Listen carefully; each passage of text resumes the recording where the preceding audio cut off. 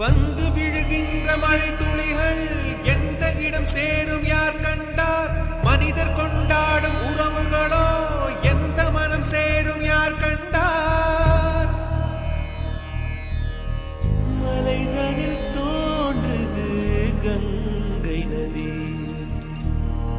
அது கடல் சென்று சேர்வது காலவிதி.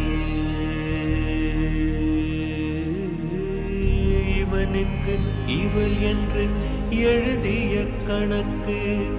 கணக்குகள் புரியாமல் கனவுக்குள் வழக்கு. இவனுக்கு இவள் என்று எழுதிய